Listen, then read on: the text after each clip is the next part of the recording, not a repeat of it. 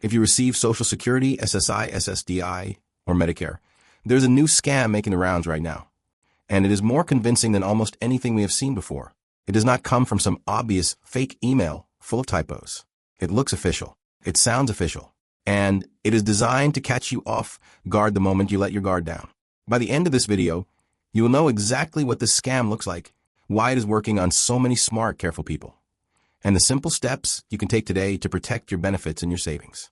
Stick around, because later in this video we will walk through the 4 warning signs the Social Security Administration itself wants every senior to know, and one mistake that trips up even cautious people.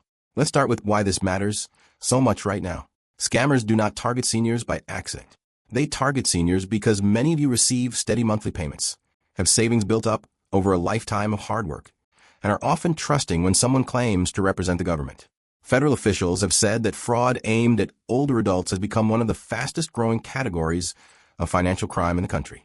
Reports of government impersonation complaints have jumped sharply in the past year alone, and seniors are losing billions of dollars combined to these schemes. This is not meant to scare you. It is meant to prepare you, because the people running these scams count on you never hearing this information in the first place. So what exactly is this new scam? It usually starts with a message that feels urgent. It might be a text, an email, or even a phone call, and it will typically claim one of a few things. It might say your Social Security account needs to be verified immediately or your payments will be suspended. It might say your Social Security number has been linked to suspicious activity or even criminal activity, and that you need to act right away to avoid arrest or account freezing. Some versions take the opposite approach and offer good news instead of bad news, telling you that you qualify for a special benefit increase or a one-time payment. And all you need to do is confirm some personal details to receive it. Here is what makes this version so dangerous. The messages often include real government logos, official-sounding language, and phone numbers that appear legitimate on caller ID. Some scammers have even used real employee names pulled from public records to make their calls or letters feel more credible. A few versions arrive by mail, formatted to look almost identical to an actual government notice, telling you that you must call a number to activate a cost of living increase. If that sounds familiar, it is because cost of living increases are automatic. You never have to call anyone, activate anything, or provide personal information to receive a scheduled increase to your benefits. Any letter, call, or email claiming otherwise is not from the Social Security Administration. Let's talk about who is being targeted, because it is broader than many people realize. This is not just happening to people who are unfamiliar with technology. Reports show that people who lose large amounts of money to these scams often include retirees who are financially organized, tech-comfortable, and generally cautious in other parts of their lives. That is because these scams are built around emotional pressure rather than technical trickery. When you are told your benefits are at risk, your first instinct is to fix the problem immediately, and scammers use that instinct against you.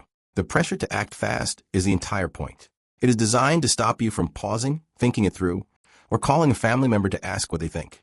Now let's break down exactly how these scams typically unfold, step by step, so you can recognize the pattern the moment it starts. The first stage is contact. This is the initial text, email, call, or letter. It will almost always create a sense of urgency. Words like immediately, today, final notice, or your benefits will be suspended are common. The goal here is simple.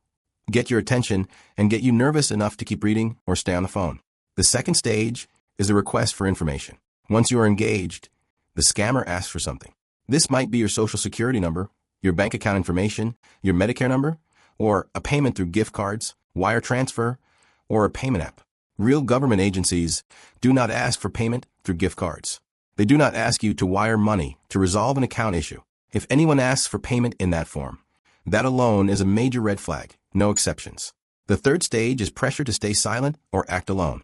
Some versions of this scam actually tell victims not to discuss the situation with family members, claiming it is confidential or part of an ongoing investigation. This is one of the clear signs of fraud. Legitimate government communication never asks you to keep it a secret from your family. The fourth stage is a follow-up. If the scam is successful once, scammers often come back a second or a third time, sometimes posing as a different agency like the bank or a fraud investigator, to extract even more money under the excuse of fixing the first problem. This is sometimes called a layered scam, because each call builds on the last one to keep the pressure going. Understanding this pattern is one of the most powerful tools you have, because scammers rely on you not knowing what is coming next. Once you recognize the steps, the urgency starts to lose its grip. Now, here's something important. There's also a newer version of this scam that specifically targets Medicare recipients. In this version, you may receive a call, email, or even a physical card in the mail claiming that Medicare is issuing a new card design and that you must provide your Medicare number or personal details to activate it. Just like with Social Security, this is false. Medicare does not require you to activate a card by providing personal information over the phone or online in response to an unsolicited message. If your Medicare card ever needs to be replaced, that process happens through verified official channels that you initiate yourself. There's also a tech support version of this scam that has grown more sophisticated. It usually starts with a pop-up on a computer screen warning that the device is infected, along with a phone number to call for help. Once a person calls, the scammer talks them into installing remote access software, which gives the scammer control of the device. In more advanced versions, the scammer even brings in a fake bank representative and a fake government official on a follow-up call, convincing the victim to move retirement savings into a so-called safe account, which is actually controlled by the scammer. This layered version has led to significant losses, precisely because it feels so thorough and official at every step. And then there is one more version worth mentioning, because it does not target your finances directly, but your emotions. This is sometimes called the grandchild emergency scam. A caller uses a short audio clip, sometimes taken from a video posted online, to mimic the voice of a grandchild or family member. The caller claims to be in trouble, perhaps in an accident or in police custody, and begs for money to be sent immediately, often asking you not to tell other family members. Because the voice can sound remarkably close to your loved one, the emotional urgency can override careful thinking in the moment. If you ever receive a call like this, the safest step is to hang up and call that family member directly using a number you already have saved, not a number provided by the caller. Now let's talk about what you can actually do. Because recognizing a scam is only half the solution. The other half is having a clear plan. First, remember that the Social Security Administration will never call, text, or email you to threaten suspension of your benefits or demand immediate payment. If a call like this happens, hang up. You are not being rude. You are protecting yourself. Second, official Social Security communication comes through verified channels, and legitimate emails will come from an address ending in .gov.